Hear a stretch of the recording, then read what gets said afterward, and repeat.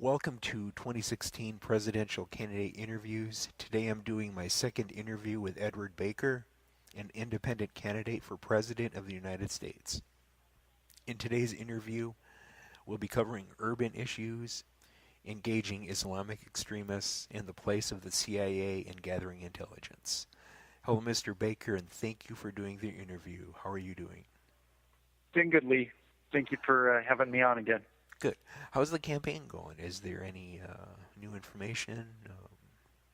Have you reached any? Yeah, it's going pretty good. There's always things that time seems to be going by really quickly, and there's a lot to do in order to be a candidate that can actually win, and that is my goal. So the good news is that I'm meeting a lot of people, getting a little more exposure. I was on a radio show a couple weeks ago that was aired on 106 stations in 39 states, and that was a good opportunity. Saw my web traffic go up quite a bit after that.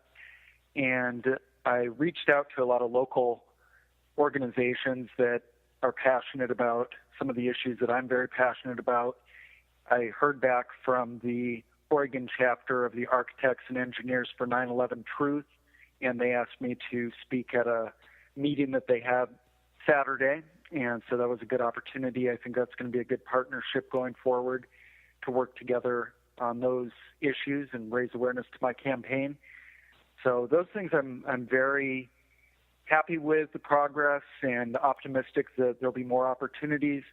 Some of the challenges that I have is that I can't start the petition process to get on the ballots until I have a running mate in place.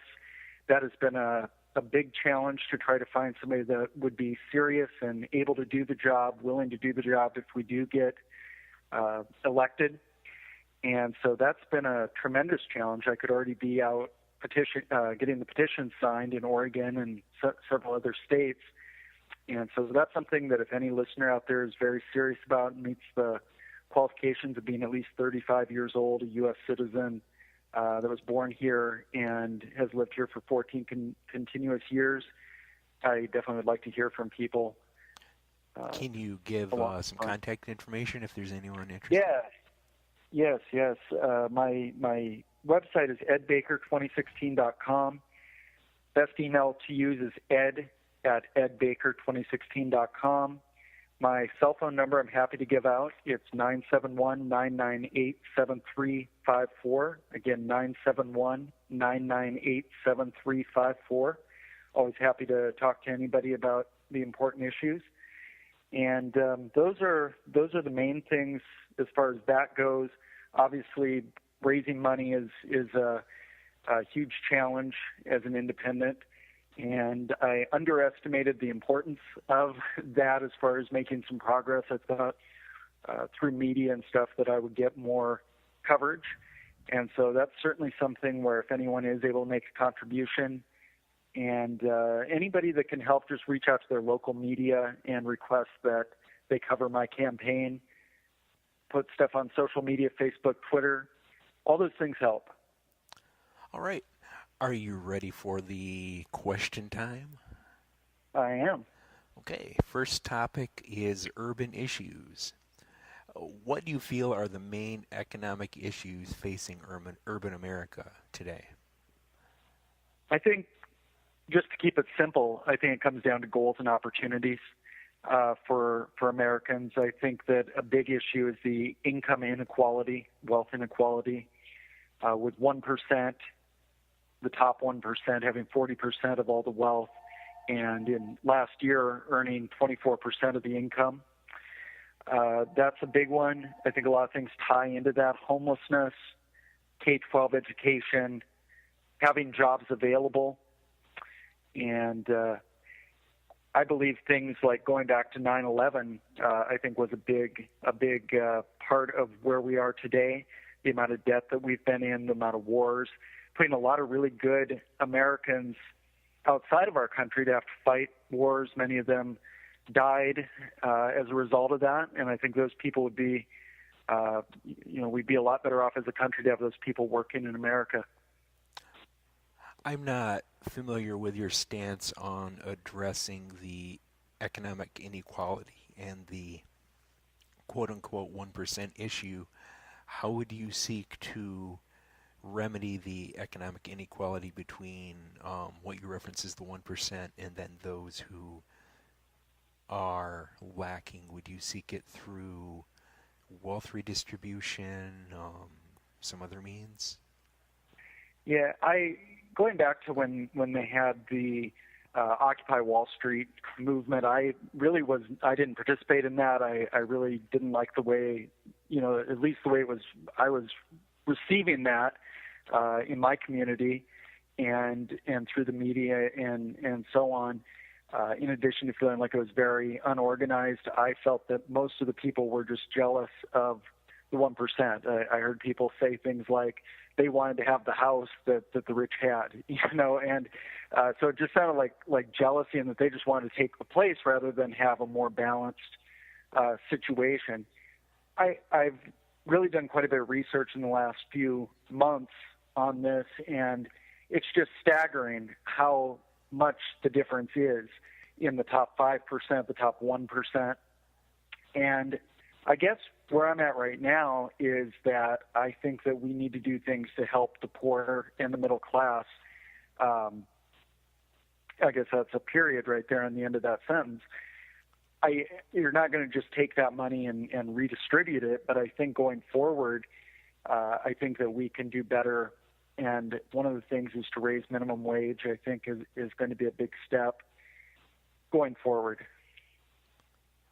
Okay, so minimum wage would be a stepping stone towards more economic equality between the 1% and the disadvantaged in the urban areas. Well, I think it would help. I mean, certainly the Walmart and McDonald's are not going to go out of business, and so those workers are going to make more money, and then that money is going to in turn circulate back throughout the economy.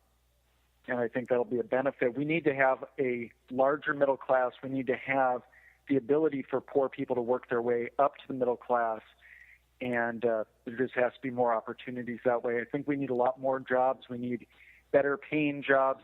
We need to become a leading exporter in, the high quality products that make more sense for people that are skilled to do. And so we need to get creative about that. Okay. What are your views regarding race and policing of urban areas in reference to the Baltimore situation, Ferguson, and other areas in America? I think each of those things is its own, individual situation.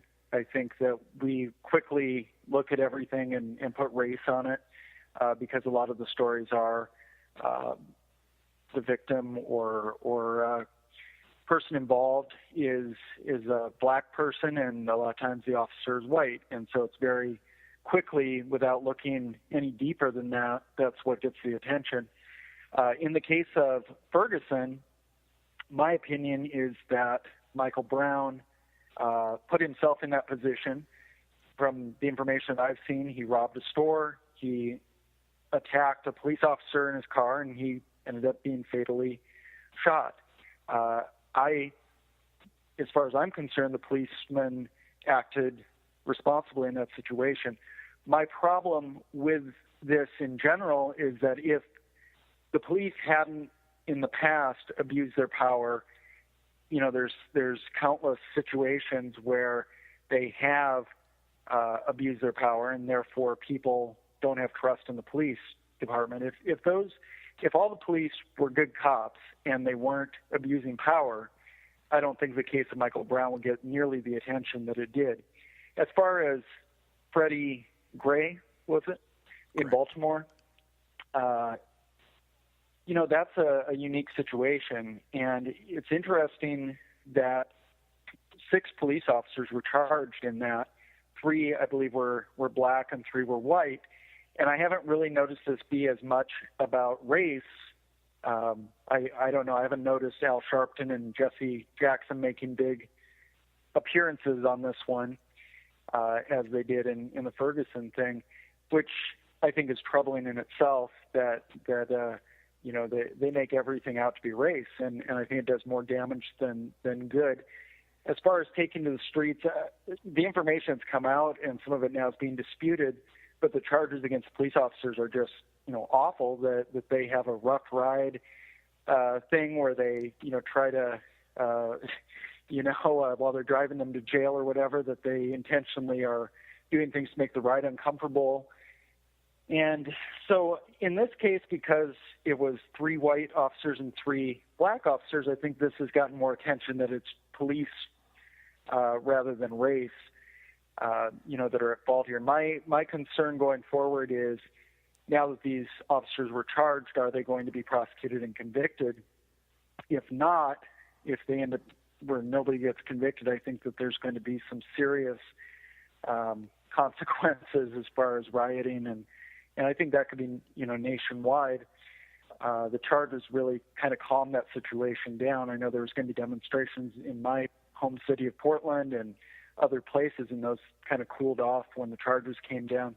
The final thing on this that I want to say is that until the good cops stand up against the bad cops and join the protesters, they're all going to look the same. And that's going to continue to be the people against the police. And that's a big problem. This whole honor of their brothers and their brothers in blue is a huge problem. I think that if a police officer knows that someone is abusing their power, did something wrong, they have an obligation to turn that person in for that. Otherwise, they're a part of the problem as well. And so I would like to start seeing, even if it's somebody coming from a different, out of state, to clearly stand with those that are calling for an end to police brutality. I think people need to start making an effort that are, quote, good cops. And I think the majority of people are, but, that's not going to get the attention until they take a stand. So that's a huge issue. I do want to go back to the economic issues because I think there are a few other ones as well that I wanted to touch on. Homelessness in America right now, there's, and this actually sounded like a low number to me, but last night I looked up, it said 610,000 42 people any given night are homeless. 57,000 of those are veterans, and apparently that went up 6% from the previous year of the number of people that are homeless. 26% of the homeless adults suffer from mental illness. I think that there's definitely a huge mental illness crisis in America. I talked about that briefly in the previous interview that we did. That's something that we really need to address. We need to make that a priority to get people the help that they need as far as mental illness goes, and help people that are in law enforcement and in other positions like that educate them on how to handle people when they encounter them that may be experiencing mental illness. Another thing is the K through 12 education. We're spending $600 billion a year on public education, and a study that I saw where they looked, it was the Center of Education Reform. They looked at 34 countries in the U.S., ranked 8th graders, 27th in math out of the 34, 17th in reading, and 20th in science. So those are not very good numbers for looking at the future of our country. And then the other thing too is I think that we need to invest in infrastructure. I think we need to look at everything as an investment going forward, and help local communities if they have a project that would put people to work, that would have a long-term benefit for their communities, for their state. And I think that we need to look at how can we help them get going on those things. If we can pull 1,000 people off unemployment, off government assistance, off food stamps, and give them work, get them more experience, and it's going to benefit, all the way around. It's going to be a positive thing. So those are things where I think we need to have those goals and opportunities, get people working, give them an incentive to work.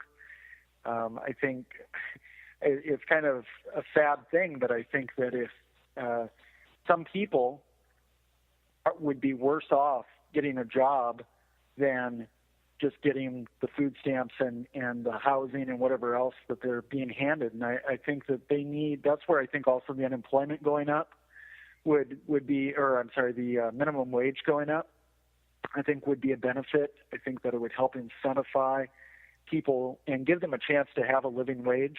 I'm looking at a number like $11 an hour, which is, when 1968, when they started the minimum wage, if it had kept up with inflation, that's where it would be right now. And so I think my initial thought of minimum wage was that it would be a negative to raise it. I thought it would hurt small businesses. I thought fewer people would be employed. I thought it would hurt the person that's currently making just over what the new minimum wage would be. But after researching this more, I think that this would be a tremendous positive for the country. I think that money would, circulate, and it would actually lead to happier employees, less turnover, better customer service. I think all around it would be a win-win. I think it would get people less dependent on the government. All right. Are there any other thoughts on urban America that you have that didn't fit the scope of the questions asked? Yeah, I have a few notes here, and one of them is I was looking at the cost of childcare. For one thing, let me just see here. There were some statistics about the number of people that are currently not looking for work. And so there was they looked at 2.2 million people that had looked for work within the past year, but not within the past 4 weeks. And one of the big things that is causing people to not look for work is that either they have transportation issues getting to work, getting to where the jobs would be, or they have things like childcare issues. And looking at the childcare, the cost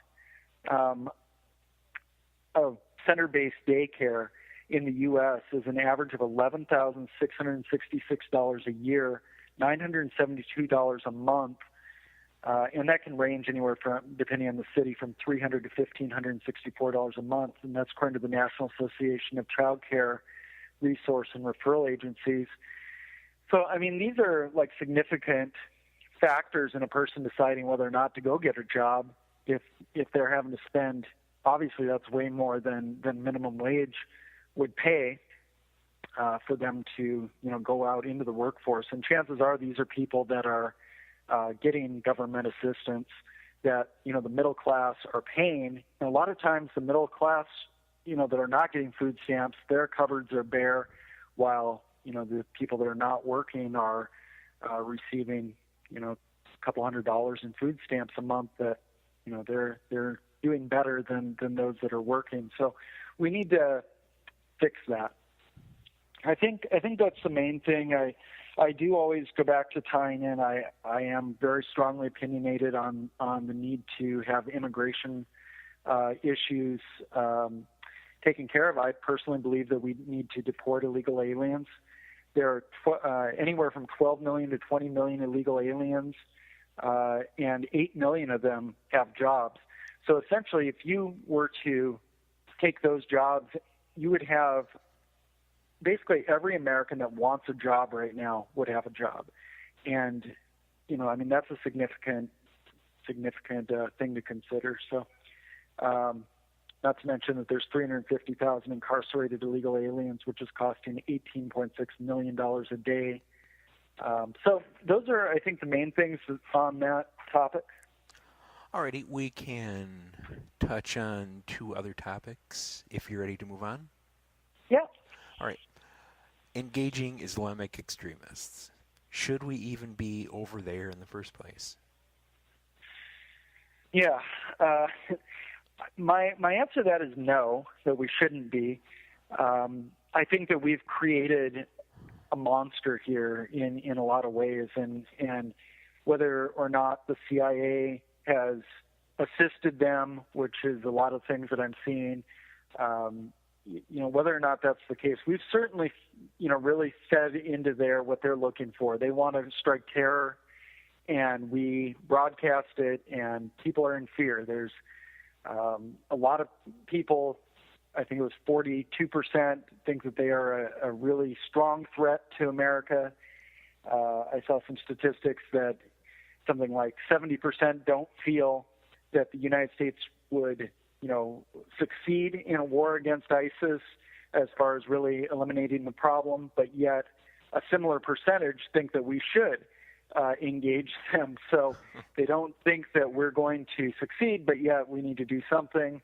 And so what I really believe is that there is going to be terrorism in the United States caused by some group, whether that's ISIS. And I think you can only do so much.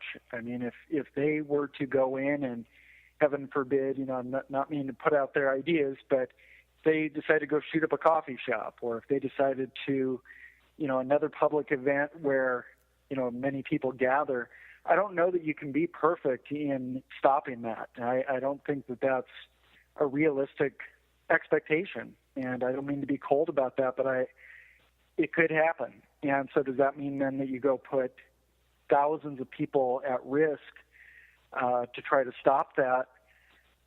I think you got to be very specific about what your mission is. If we have an opportunity to take out a known leader of ISIS, I think that we should, look into that. But that should be a very specific, planned out assassination, so to speak.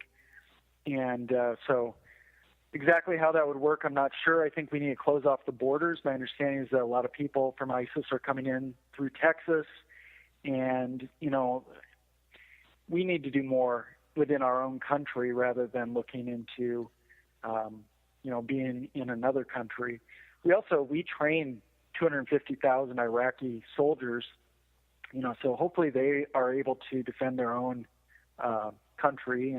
And I think that's how we should proceed on that at this point. Okay. Is there anything else you would like to say on this topic? Nope. Okay.